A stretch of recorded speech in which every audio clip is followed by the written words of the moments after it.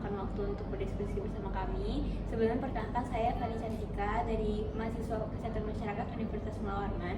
Hari ini saya datang bersama Ibu Novi yang merupakan seorang bidan di pedalaman. Hari ini juga saya ingin menyampaikan hasil kajian kami mengenai meningkatnya angka kematian ibu di Kalimantan Timur.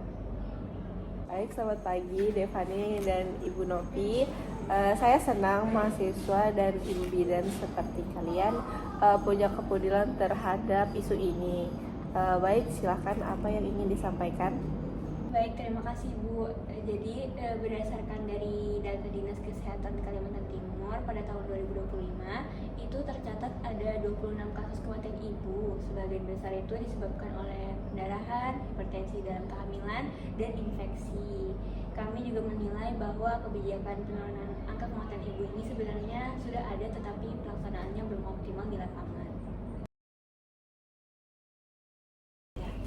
Jadi kami di sini memiliki 3 faktor utama yang kami temukan dari hasil analisis kami. Yang pertama itu ada akses terhadap layanan kesehatan di daerah pedalaman itu masih sangat sulit karena ibu hamil yang mengalami kesulitan menuju fasilitas rujukan karena jalan rusak, jarak jauh, dan transportasi terbatas. Dan yang kedua itu ada mutu layanan antenatal dan persalinan belum merata, yaitu mereka masih ada puskesmas yang belum mampu melakukan tindakan kegawat daruratan dasar.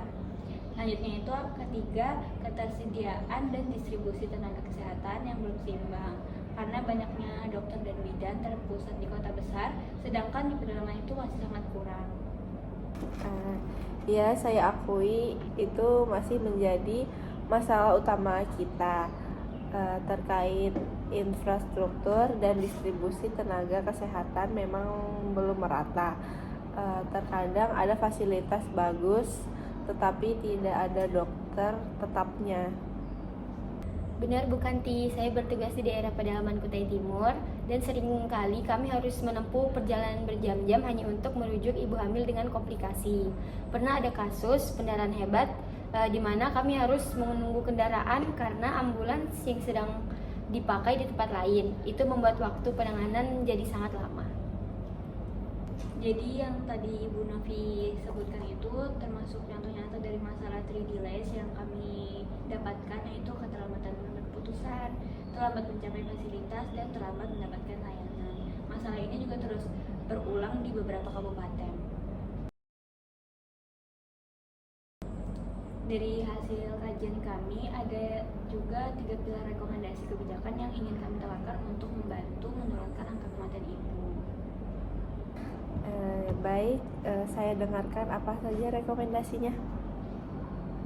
Yang pertama itu ada penguatan layanan primer dan sistem rujukan. Kami mengusulkan pembentukan Sitara atau disebut sistem rujukan terpadu agar komunikasi kami antara bidan desa, puskesmas, dan rumah sakit lebih cepat dan jelas. Selain itu juga perlu disediakannya dana darurat transportasi untuk kasus ibu hamil yang berisiko tinggi, supaya tidak ada lagi ibu yang terlambat mendapat pertolongan hanya karena biaya dan akses jalan yang kurang. Saya sangat setuju sekali Dek Fani, karena kami di lapangan kadang ingin merujuk pasien tapi terkendala dengan biaya, bahan bakar, atau tidak ada kendaraan. Jadi kalau bisa diadakannya sistem atau dana darurat agar kami bisa bergerak lebih cepat. Usulannya yang bagus. Memang sulit mempertahankan tenaga kesehatan di daerah terpencil tanpa dukungan adanya fasilitas dan penghargaan yang memadai. Pelatihan pun penting agar kemampuan mereka selalu terupdate. Pilar yang terakhir, yang ketiga, yaitu optimalisasi pendanaan dan pemanfaatan teknologi. Kami ingin merekomendasikan ini agar pengembangan sistem e-maternal, yaitu sistem digital untuk memantau kesehatan ibu hamil secara real time dengan data yang terintegrasi, puskesmas dan dinas kesehatan bisa lebih cepat mengetahui ibu hamil berisiko tinggi dan mengambil langkah cepat sebelum terlambat. Kalau itu bisa diwujudkan, kami di lapangan akan sangat terbantu. Kami bisa langsung memasukkan data ke sistem dan dinas kesehatan bisa segera tahu kondisi pasien tanpa menunggu laporan manual. Ide yang sangat baik, tapi tentu butuh kolaborasi lintas sektor. misalnya dengan Dinas Kominfo untuk jaringan internet dan Dinas Hubungan untuk akses jalan.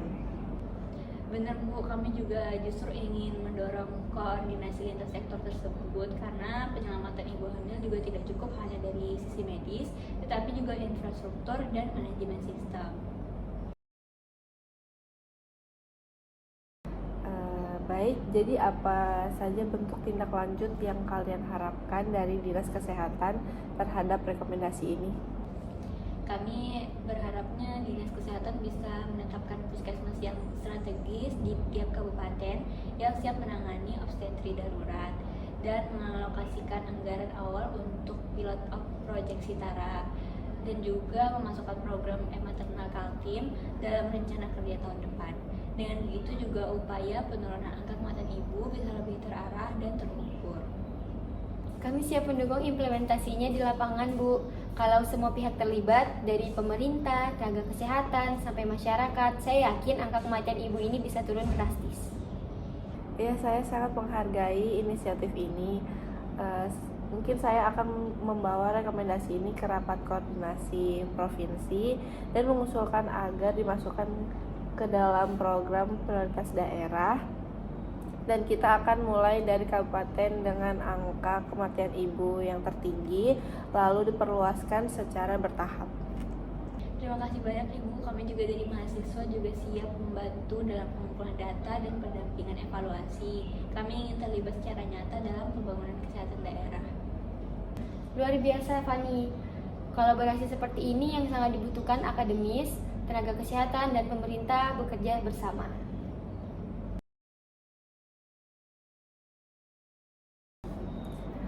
Saya berterima kasih sekali atas masukan dan semangat kalian. Saya percaya jika program seperti ini dijalankan konsisten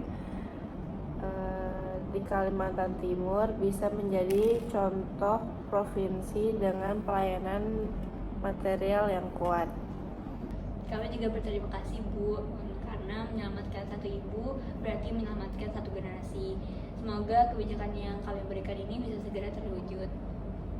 Amin. Semoga tidak ada lagi ibu yang kehilangan nyawa hanya karena terlambat mendapatkan pertolongan.